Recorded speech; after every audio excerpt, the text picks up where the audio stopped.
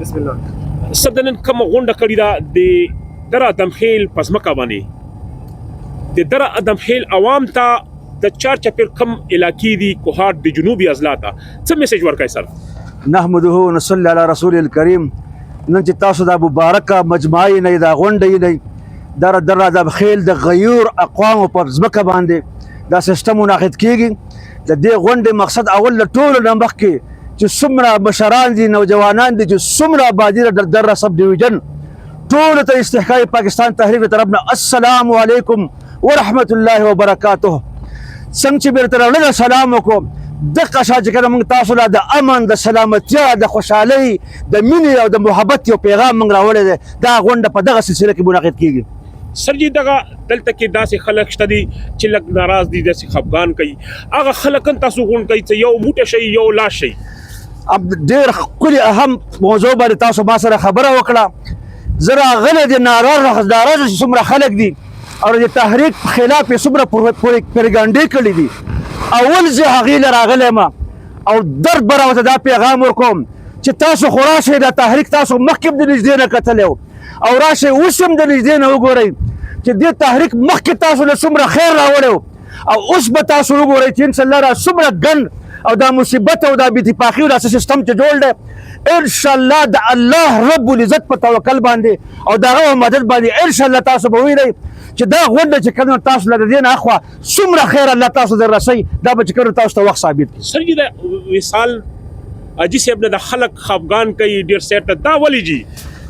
دا هم ډېره ښکلې موضوع باندې تاسو زما نه کوېسچن وکړم. ما بله ورځ یو پریس کانفرنس یو شارټ پریس کانفرنس مې کړی دی او ما ټولو خو در ادمخیل چې کوم غیور عوام دي چونکې زه د هغوی په خاوره باندې اوس ولاړ یم نو ځکه اوس د نورو ضلعو خلکو خبرې شروع کړم نو وخت مختصر دی خو دا مې تاسو سره واده ده چې هر ضلعې ته به زه ځم او هغې ته به چې کوم جواب ورکوم. دې خلکو ته ما مخکې دا پیغام ورکړی چې راسئ که د تحریک تاسو سره څه بد کړي تاسو سره څه ذاتیات کړي تاسو ته څه چې کوم نقصان در رسولی راشئ زموږ نه احتساب شروع کړئ او زموږ مکمل راشئ تاسو چې کوم نه موږ راغلي او موږ له سزا راکوي او که دغه نه وي نو زموږ د 15 کالو مخکې چې کوم نه سیستم له چا نه پټ نه دی د الله نه پټ نه دی دا خوروال د بچي نه چې کوم نه پټ نه دی د دې امن په سلسله کې چې کوم دی یعنې ما ته کنزل شوي دي زما په عزت باندې چې کوم نه خلکو چې کوم نه یعنې د حملو کوشش چې کوم نه کړی دی لیکن بچی چې کوم نه دی خوروال او د دې سب ډیویژن چې کوم دی نو ګواه دی چې انشاءالله مخکې مې یو داسې اور لګېدلی و چې سیکیورټي فورسز او دا هغه ګروپ چې نن چې کوم پر استحقاق پاکستان تحریک پسې ډرامې کوي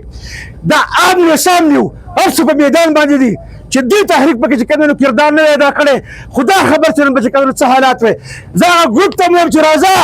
میدان ته وشراشه چې کوم نو راشه موږ د خپل جرم وښیه چې موږ څه جرم کړی دی موږ مخکې هم تا له خیر راوړی دی او اوس هم زه خبر شوم چې تا خلک داسې حالات ته ورسول چې خودکشۍ ترې جوړ کړه او خبر شو چې په تا باندې یعنې خودکش ته باندې کوي چې چا یې فریاد نه اورېده او زه راغلی یم چې دا فریاد به اول ستا ما اورېدلی دی او زه راغلی یم چې ستا بچي ته او ستا قوم ته چې کوم دی نقصان ودرسي او دا امن دا سلسله چې کوم نوره برقرار شي او دا امن چې کوم په سر باندې یعنې بدل نه شي نو زه ډېر په افسوس سره ټول درې ادمخیل غیور عوام ته ګیله کوم راغلی یم په میدان ولاړ یم راځئ حاضر یم ما ته خپله غلطي او ما ته خپل جرم وښایئ او له دې ځایه زما شروعات وکړئ. تھینک یو سر الله مو خوشحاله را الله دې داسې امن راولي لکه ستا کوم زړه کې ده. امین. ستاسو د ټول میډیا د ټیم زه ډېره شکریا ادا کوم او ستاسو د پر رب العزت قسم چې دا د رب اواز دی او چې کوم ځای تر دنیا ګوټ ګوټه د اواز ورسوئ ډېره مهرباني.